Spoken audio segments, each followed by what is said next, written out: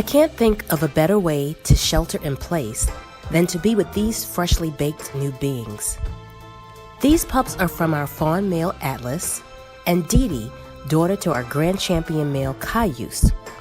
They will be loved and cherished, and in return, when they come of age, they will be loyal and protective of their new families. In my previous video, I mentioned that I wasn't able to get footage of the birth of Dee Dee's first couple of pups. However, I did capture the first hours of their lives. Since then, I received numerous questions about the whelping process and what it all entails. So while you're hopefully staying at home safe, take a moment with me as I share with you the first precious moments of their lives, and I discuss the 4 stages of whelping. Oh, and before I forget, if you stick around till the end, you can check out some behind-the-scenes footage of the day we bred them.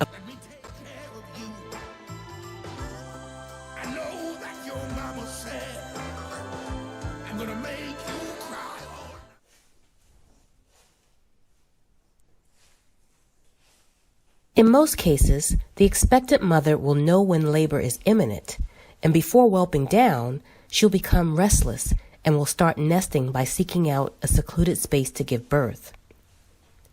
During this phase, the mother is lining up the puppies within her uterine horn to prepare for them to come out. It usually lasts between 12 to 24 hours, but although her uterus is starting to contract, this isn't visible from the outside. Sorry to interrupt. I didn't mean to interrupt you. Go back to nesting. Go back to nesting, baby.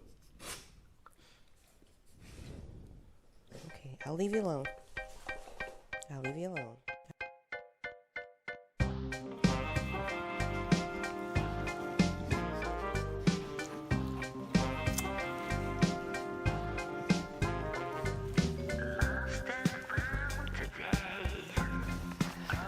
Stage 2 is the actual delivery of each puppy.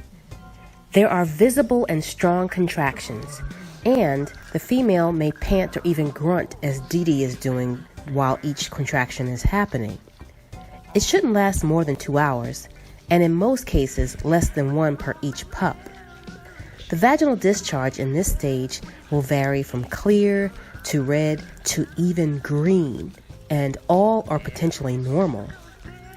During this time, any pups that have been born will seek to nurse immediately, even while mom is in active labor.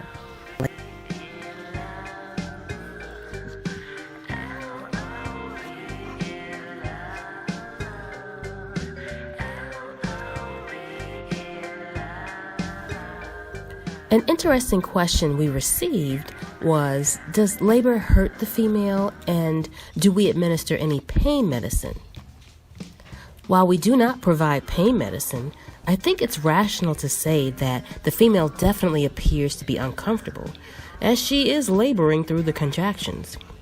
But because canines' tolerance for pain is different from humans, and the fact that they can't really tell us the scale and magnitude of their discomfort, we will never know with certainty what the female is feeling. The other thing to consider is anything you give the mother could and will be transferred to the puppies. This would be catastrophic, as puppies are at this age neonates.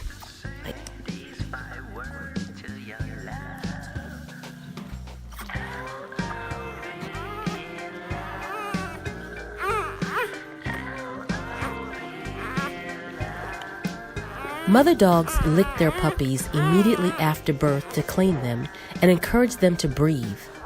The mother will clean the puppies of any placental remnants and eat whatever she cleans from them. This recycling of birth matter is a survival instinct that hides any telltale odors from potential predators. Part of the mother's care for her babies involves helping them urinate and defecate, since newborn puppies aren't able to eliminate waste on their own for a few weeks.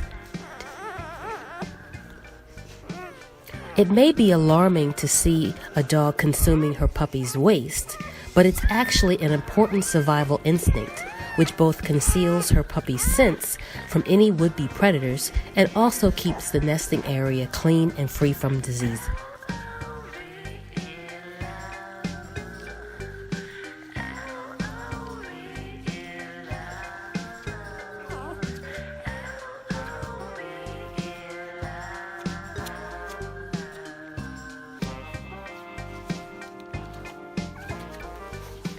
Most of the time, the females will deliver a puppy, then its placenta, then another puppy, then its placenta, and so on and so on.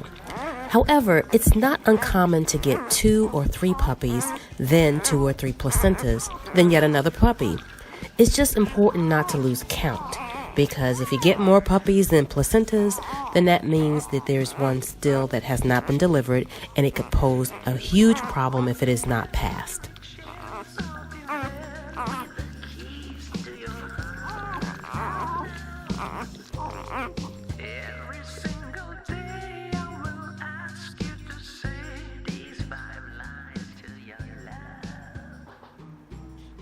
Puppies cannot maintain their own body heat for a week or 2 after birth. As long as the puppies stay close to their mother, the room temperature is not too critical. However, if the mother leaves her puppies alone, they need to be provided with an external source of warmth, such as a heat lamp. During the first 4 days of life, the environmental temperature where the puppies are kept should be maintained at about 85 to 90 degrees Fahrenheit. The temperature may then be gradually decreased to approximately 80 degrees Fahrenheit by the 7th to 10th day and to about 72 degrees Fahrenheit by the end of the 4th week. But it isn't necessary to heat the entire room to these temperatures. Heating the area over the whelping area itself with the aid of a heat lamp is usually all that is necessary. The larger the litter, the lower the environmental temperature needs to be, since the puppies will huddle together and keep each other warm. The puppy's behavior and condition gives an indication whether they are comfortable and healthy. If they are warm and content, they will be quiet and start to gain weight. Otherwise, they will be restless and cry constantly.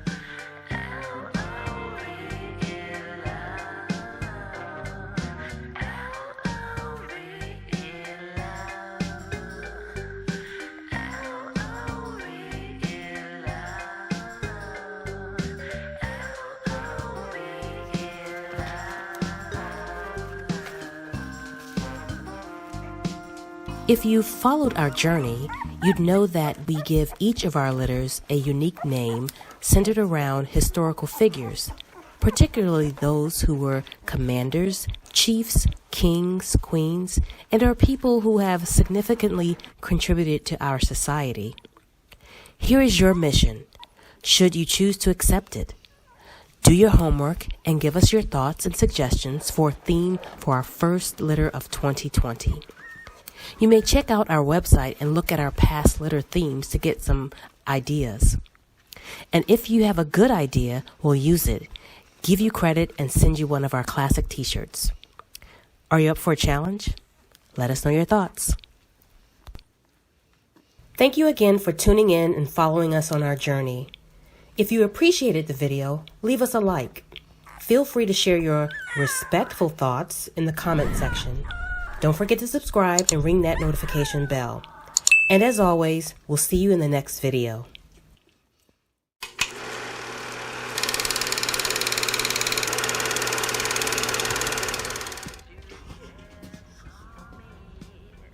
What are you laughing at, Mommy?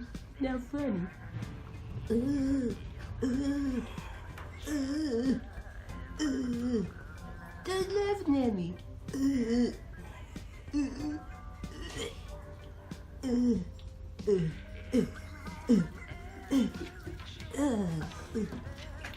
It's not funny. Are you gonna post that? No.